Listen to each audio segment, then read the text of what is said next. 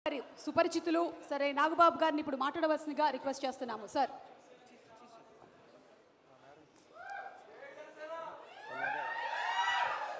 మీరు ఈరోజు ఒక ప్రొడ్యూసర్ గారి హస్బెండ్గా బెటర్ హాఫ్గా వచ్చారా, లేదా ఒక తండ్రి బాధ్యతలో వచ్చారా, లేదా ఒక యాంకర్గా నాతో మాట్లాడడానికి వచ్చారా?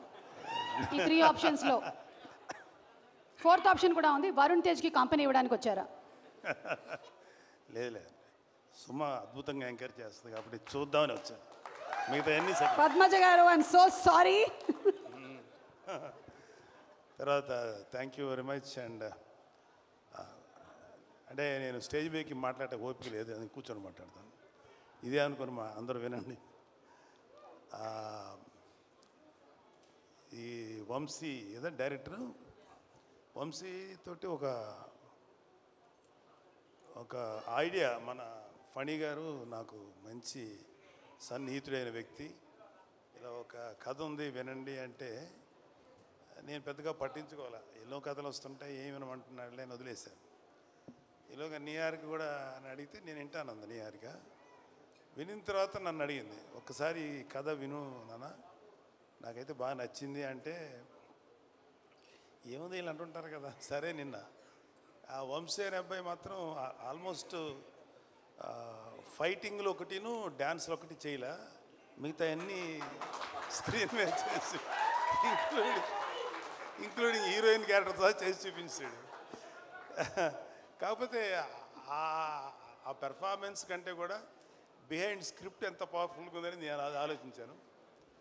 నాకు చాలా నచ్చింది. నాకు చాలా నచ్చిందంటే ఈ సినిమా పర్ఫెక్ట్గా ప్రజెంట్ చేస్తే మాత్రం మంచి సినిమా అవుతుంది, మంచి సక్సెస్ఫుల్ సినిమా అవుతుంది అని అప్పుడు నేను అనుకున్నాను.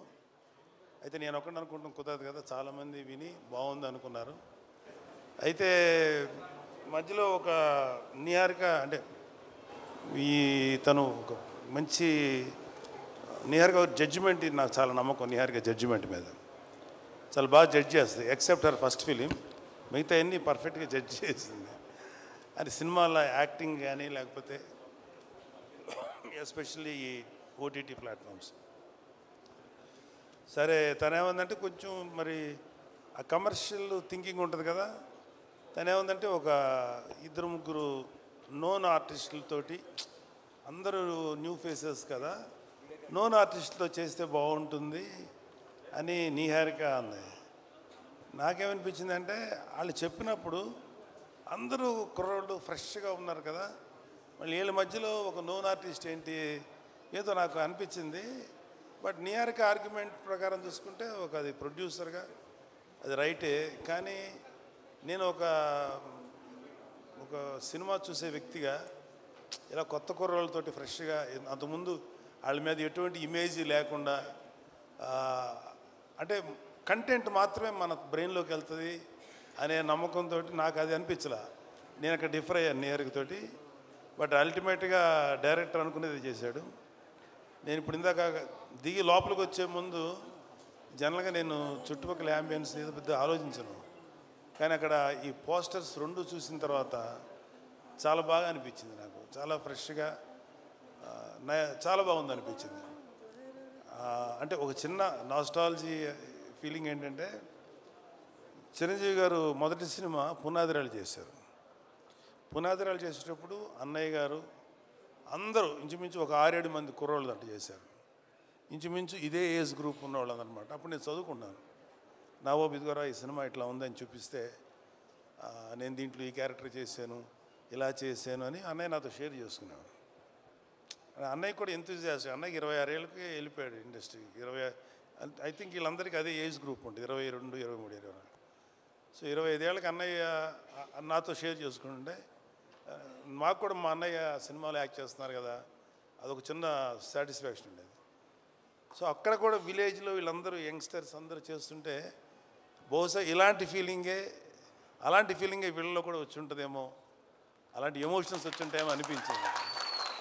అలాగే మనూరు పాండవులు చేసినప్పుడు కూడా అంత అందరూ ఇంచుమించు ఒక భానుచందర్ కాదు, ప్రసాద్ బాబు గారు తప్ప అందరూ కొత్త వాళ్ళే, అది 5గురు. సో నాకు అంటే ఇప్పుడు పెద్ద హీరోస్ ఉన్నారు ఇక్కడ, అడవి శేషు ఉన్నారు, వరుణ్ బాబు, తేజు, ఇంకా చిరంజీవి గారు, పవన్ కళ్యాణ్ గారు, డిప్యూటీ సీఎం, ఇవన్నీ కాకుండా ఇంకా వెంకటేష్ గారు, నాగార్జున గారు, ఎన్టీఆర్, నేమ్ ఎనీవన్, అల్లు అర్జును, లేకపోతే ఇంకా చరణ్ బాబు, ఇంతమంది ఆర్టిస్టులు. వీళ్ళందరూ సినిమాలు చూసేటప్పుడు ఏమవుతుందంటే వాళ్ళకు ఒక ఆరా ఉంటుంది, ఏదో జరిగిపోతుంది, ఏదో చేస్తారు అనే ఎక్స్పెక్టేషన్తో వెళ్తారు. ఇలాంటి సినిమాలకి కేవలం ఒక మంచి పబ్లిసిటీతోటే ముందుకు వెళ్తే 100% సాటిస్ఫాక్షను ఇలాంటి సినిమాల్లో వస్తుంది. ఎందుకంటే మాకు ఏ ఎక్స్పెక్టేషన్ లేకుండా చూడటం వల్ల. సో నాకు ఈ మధ్యకాలంలో శేఖర్ కమ్ములు గారి, ఈ మధ్యకాలం కాదు, చాలా కాలం అయింది, శేఖర్ కమ్ములు గారి సినిమా ఒకటి వచ్చింది, హ్యాపీ డేస్. ఎస్, ఆ తర్వాత అంటే ఎక్కడైతే యంగ్స్టర్స్ ఉంటారో అక్కడ ఏంటంటే నాకు అనిపించేది వాళ్ళలో ఎనర్జీ ఉంటుంది, ఒక తెలియని ఎనర్జీ ఉంటుంది.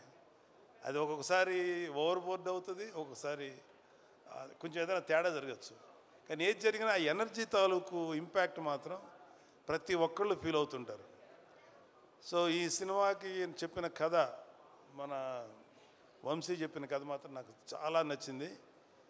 సరే, ఇక్కడ ఆర్టిస్టులుగా చూసుకుంటే ఒక కురువృద్ధుడు సాయి కుమార్ తప్ప మిగతా అందరూ కొత్తగా ఉన్నారు. కానీ ప్రతి కుర్రవాడి వెనకాల అవి కేవలం స్టిల్స్లా లేవు, వాళ్ళ వెనకాల వాళ్ళ యాటిట్యూడు, వాళ్ళ ఏదో ఫీల్ తెలుస్తుంది అక్కడ చూస్తున్నంటే. సో వీళ్ళల్లో ఆ కుర్రోడు అబ్బాయి పేరు ప్రసాద్ బెహ్రా, అబ్బాయిని కొంచెం టీవీలో చూసాం. మంచి డైలాగ్ రైటరు, కానీ అతనికి సినిమాలో చేయాలని కోరిక ఉంది. Prasad, you can try for a good dialogue writer, అది కూడా ట్రై చేయి. ఎందుకంటే కొన్ని ఎపిసోడ్స్ చూశాను టీవీల్లో, తను చేసింది చాలా బాగా రాస్తున్నాడు, చాలా కాంటెంపరీగా రాస్తున్నాడు. మిగతా వాళ్ళ గురించి నాకు ఇంకా డీటెయిల్ తెలియదు కాబట్టి తప్పుగా అనుకోకండి, మీరు అందరూ డెఫినెట్గా ఎక్సలెంట్గా చేస్తుంటారు. నేను ఆ ట్రైలర్ చూసినప్పుడు మాత్రం నాకు చాలా బాగా చేశారనిపించింది అందరూ. అండ్ ఈవెన్ హీరోయిన్స్ వాళ్ళ పాత్రల పరిధికి చాలా బాగా చేస్తుంటారని ఎక్స్పెక్ట్ చేస్తున్నాను. మ్యూజిక్ డైరెక్టర్ అనుదీప్ కూడా చాలా మంచి సాంగ్స్ ఇచ్చారు కాకపోతే నాకు అనిపించింది ఏంటంటే అనుదీప్ కూడా ఒక క్యారెక్టర్ చేస్తుంటే ఏమైపోద్ది, ఇంతమందిలో అతను ఒక క్యారెక్టర్ చేస్తుంటే పోద్ది కదా ఒక క్యారెక్టర్ అనిపించింది. కానీ డైరెక్టరు నిన్ను తొక్కేసాడు అనుదీప్. మిగతా ఆర్టిస్టులు అందరూ కలిసి నిన్ను వస్తే నువ్వు ఎక్కడ డామినేట్ చేస్తావు నిన్ను తొక్కేశారు, నిన్ను కేవలం బిహైండ్ ది కెమెరాను పెట్టారు. Thank you. అండ్ మా స్నేహితుడు, నా ఆత్మీయుడు, మా ఫణి, ఒక చిన్న అతను వేరే బిజినెస్లు ఎంతున్నా సరే అతనికి ఒక సినిమా చేయాలని ఒక చిన్న పిచ్చి అంటారా, లేకపోతే ప్యాషన్. తను ఏంటంటే నేను నిహారిక గారి బ్యానర్లో కలిసి చేద్దాం అనుకుంటున్నాను. ఎందుకంటే నిహారిక గారికి ఒక మంచి టేస్ట్ ఉంది, లేకపోతే ప్రొడక్షన్లో గ్రిప్ ఉంటుంది, జడ్జిమెంట్ బాగుంటుంది. సో తనతో చేస్తే నాకు కూడా ఒక టేస్ట్ ఉంది. సో ఒక మంచి ప్రాజెక్ట్స్ వస్తాయేమో అనే ఉద్దేశం. అంటే నిహారిక ఒక మంచి కథ వినిన తర్వాతే డిసైడ్ చేస్తానని చెప్పింది. కథ వింది, చక్కగా నాకు చెప్పి అంత ఓకే అయింది. I'm very thankful to all of you. And ఈ సినిమా మాత్రం నాకెందుకో గట్ ఫీలింగు, అంటే ఈ సినిమా బేసిక్ కథ గుర్తుంది నాకు, చాలా సీన్స్ గుర్తున్నాయి. మధ్యలో 2-3 చోట్ల కొన్ని సీన్స్ వంశీ చెప్పినప్పుడు కొంచెం గొంతు చోక్ అయింది. అంటే కళ్ళనీళ్ళు రాక గొంతు అలా పట్టినట్టుగా అంటే పట్టింది. అంత బాగా ఎమోషన్స్ డీల్ చేశాడు. ఇంకా సినిమా గురించి చాలా చెప్పి సినిమాని చెడగొట్టడం నాకు ఇష్టం లేదు. కాకపోతే ఈ సినిమాలో ఒక ఫినిషింగ్ టచ్ మాత్రం మీకు ఎక్కడో ఎవరినో ఒక ప్రముఖ నాయకుడిని చూసిన ఫీలింగ్ అయితే వస్తుంది. అతను అది ఇప్పుడు నాయకుడు కాదు, ఎలక్షన్స్కి ముందు యుద్ధం చేసినటువంటి ఒక నాయకుడు మీకు గుర్తొస్తారు. అంతవరకు చెప్పగలను. Thank you. And I'm very happy and I'm proud of my daughter. Of course మా అబ్బాయిని చూసి కూడా గర్వపడుతున్నది వేరే సంగతి. మా అబ్బాయినే కాదు, మా మేనలుడు, ఇంక్లూడింగ్ అక్కడ అడివిశేష్ ఉన్నాడు. అడివిశేష్ కళ్యాణ్ బాబు గారిది పంజాలు యాక్ట్ చేసినప్పుడు అడివిశేష్ మీద కోపం వచ్చేంత విలన్ క్యారెక్టర్ చేశాడు. ఎవడరా బాబు ఇంత దుర్మార్గుల్లో ఉన్నాడు అనిపించింది. కానీ అతని ఇంటెన్స్ యాక్టింగ్ చూసి అమ్మాయి ఆ కోపం వచ్చిందంటే అర్థం ఏంటి, అతను అంత ఇంటెన్సిటీ అనిపించింది. ఆ తర్వాత అతను హీరోగా మారి వండర్ఫుల్ ఫిలిమ్స్ చేశారు. ఒకటే చెప్తున్నాను ఇవాళ ఇంకొక చిన్న విషయం. సుమా, కెన్ ఐ స్పీక్ సార్? మాకు మాట్లాడితే మమ్మల్ని మెగా ఫ్యామిలీ, వీళ్ళు తప్ప ఇంకెవరు ఉండరు అనేటువంటి అలా కొంతమంది ఫ్యామిలీస్ మీద ఈ పనికి మాలిన మాటలు మాట్లాడే ఎదవలు చాలామంది చూస్తారు. మాకు అలాంటి ఫీలింగ్ లేదు. సినిమా ఇండస్ట్రీ మా అబ్బ సొత్తు కాదు, మా నాన్న సామ్రాజ్యం కాదు, మా తాత సామ్రాజ్యం కాదు. అలాగే మన అక్కినేని గారి ఫ్యామిలీయో నందమూరి ఫ్యామిలీ సామ్రాజ్యం, అది అందరిది ఇది. సో ఇవాళ అడివిశేషు గారు లేకపోతే ఎంతోమంది యంగ్స్టర్స్ ఫిల్మీ ఫ్యామిలీ సంబంధం లేకుండా దే ప్రూవ్డ్. వాళ్ళకి ఎవరు అడ్డం వచ్చారు? వాళ్ళ టాలెంట్స్ వాళ్ళు పైకి వచ్చారు. ఏమో ఇప్పుడు ఈ కుర్రాళ్ళల్లో ఎవరు ఏ రేంజ్కి వెళ్తారో ఎవరు ఊహించిన కూడా ఊహించలేరు. ఏమో ఎంత గొప్పగా వెళ్తారు. ఎందుకంటే ఇవాళ ఒక సినిమాలే కాదు, ఎన్నో ఓటీటీ ప్లాట్ఫామ్స్ ఉన్నాయి. వాటిలో దేంట్లో వచ్చినా అద్భుతమైన పేరు వస్తుంది. సో ప్రతి వాళ్ళు ఫస్ట్ ఏంటంటే ఒక మంచి కంటెంట్ ఉన్న సినిమాకి, కథ ఉన్న సినిమాకి ట్రై చేయండి. అంతేగాని ఒక గుద్దితే ఆడెక్కడికో వెళ్ళిపోయి కొట్టేసుకొని మాట్లాడితే హీరోయిన్ కనపడగానే గబగబా డ్యాన్స్ చేసి ఇలాంటి కథలకు మాత్రం మీ యంగ్స్టర్స్ ఎవరు అట్రాక్ట్ అవ్వకండి. కంటెంట్ ఏంటో చూడండి. ఆ విషయంలో నాకు శేషు నచ్చుతాడు అండ్ వరుణ్ బాబు నచ్చుతాడు. ఈ మధ్యన మా తేజు నచ్చుతున్నాడు. విరూపాక్ష చేశాడు కాబట్టి చెప్తున్నాడు. అంటే అంతకుముందు మా తేజు కొంచెం కమర్షియల్గా వెళ్ళాడు, తర్వాత విరూపాక్ష నుంచి తన ట్రెండ్ మార్చేసుకున్నాడు. విరూపాక్ష అండ్ ఇంకొకటి ఏదో రిపబ్లిక్ ఇలాంటివి చేశాడు. సో ఒక వరుణ్కి నాకు ఒకసారి డిస్కషన్ వచ్చింది, ఎందుకురా నువ్వు కొంచెం కష్టమైన క్యారెక్టర్లు సెలెక్ట్ చేసుకుంటావు, చాలా కమర్షియల్ సినిమాలు చేయొచ్చు కదా అంటే, నాన్న ఒక 100 సినిమాలు రిలీజ్ అయ్యనుకున్నానా, అందులో ఒక 10 సినిమాలు కొంచెం డిఫికల్ట్గా అంటే కొత్తదనంగా ఉంటాయి. వాటిల్లో కనీసం ఒక 5 సినిమాలన్నా ఆడటానికి అవకాశం ఉంటుంది. 90 సినిమాలు రెగ్యులర్ కమర్షియల్ సినిమాలు ఉంటాయి. ఈ 90 సినిమాల్లో ఒక 10-15 ఆడతాయి. మరి ఎక్కువ ఆడుతున్నాయి కదా అన్న, కానీ రేషియో చూసుకున్నాను 90లో 10 ఆడతాయి, ఇక్కడ 10లో 5 ఆడతాయి. కాబట్టి ఎప్పుడు కూడా ఒక కొత్తదనం కోసం వెళ్తేనే యాక్సెప్ట్ చేస్తానని చెప్పి, అది నాకు చిన్నవాడైనా వాడిచ్చిన రియలైజేషన్. అలాగే నిహారిక అంటే కొంచెం సెల్ఫీ వేసుకోవాలి కదా నా పిల్లల గురించి, తప్పదు. ఎవరు సెల్ఫ్ వాళ్ళు వేసుకున్నారు, ఇక్కడ మన డబ్బా మనమే కొట్టుకోవాలి కదా. ఏదో గుర్తు రావక్కర్లేదు, నేను సీరియస్గా అంటున్నా. Niharika my sweetest kid. ఎంత స్వీటెస్ట్ అంటే ఇలాంటి చిన్న పిల్లప్పుడు ఒక 3 ఏళ్ళు ఆ టైం ఉన్నప్పుడు ఇంకా స్టార్ట్ అవుతుంది కదా, 4 ఏళ్ళ తర్వాత 5 ఏళ్ళ తర్వాత అమ్మ ఇండిపెండెంట్గా పడుకోండి అంటే ఆ బెడ్రూమ్లోకి వెళ్ళి పడుకునేది. వాళ్ళమ్మ వంటింటికి వెళ్ళాక సైలెంట్గా వచ్చి నేను ఇక్కడే పడుకుంటాననేది. సరే అమ్మ, మరి మీ అమ్మ తన్నేసి బయటికి పంపుతుంది కదా, అమ్మ చూడకుండా దాచిపెట్టేది. అప్పుడు నా షర్ట్ తీస్తే షర్ట్ లోపల దాక్కునేది. అప్పుడు ఇంత ఉండేది కదా, ఇంతే ఉండేది.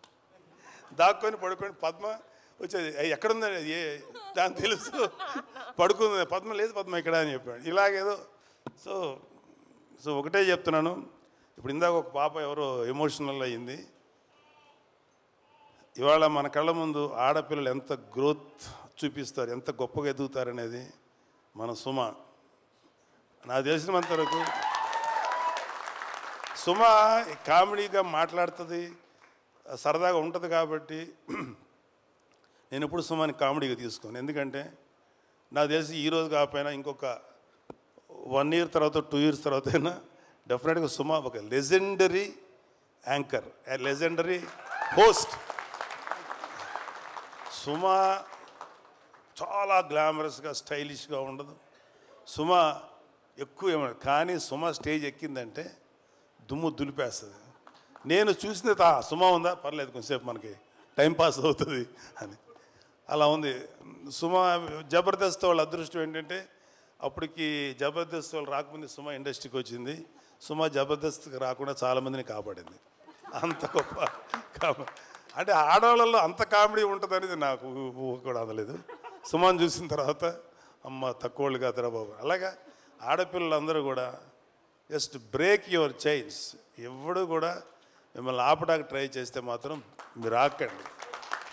Prove yourself. The world is yours. ఈ ప్రపంచం మగవాళ్ళది ఒక్కడిదే కాదు, ఆడపిల్లలది కూడా, మీది కూడా. అలాగే ఆడపిల్లలు కూడా ఒకటి గుర్తుపెట్టుకోవాల్సింది ఏంటంటే లిమిటెడ్ థింకింగ్లో ఉండకండి. అమ్మో వాడికి వెళ్తే ఆయన ఏమంటారు, లేదా సార్ ఎవడి కోసం ఎవడు భయపడక్కర్లా. ఇవాళ your all in safe hands. ఇవాళ అటు తెలంగాణలో కానీ ఆంధ్రాలో కానీ ఆడపిల్లలకి అద్భుతమైన సేఫ్టీ ఉంది. ఎవడైనా ఆడపిల్లల్ని కానీ ఏదైనా చేస్తే మా దృష్టికి వస్తే మడత పెట్టి లోపల పెడతాం, తాట తీస్తాం. Don't worry. అమ్మాయిలు పాపలు మీరంతా చక్కగా కష్టపడి మంచి పేరు తెచ్చుకోండి. నాకు ఇంకా అమ్మాయిలు ఇంకా సినిమా ఇండస్ట్రీలో కేవలం గ్లామరస్గా ఉండే క్యారెక్టర్లు కాదు, డైరెక్టర్లు అవ్వాలి, కెమెరామెన్లు అవ్వాలి, మ్యూజిక్ డైరెక్టర్స్ అవ్వాలి. ఇంకా చాలా గ్యాప్ ఉంది. ఇదిగో ఈ మగ బ్యాచ్ని అందరినీ కొంచెం డామినేట్ చేయండి మీరు కూడా వచ్చి. Thank you, all the best. I wish all the best. Committee. Thank you so much.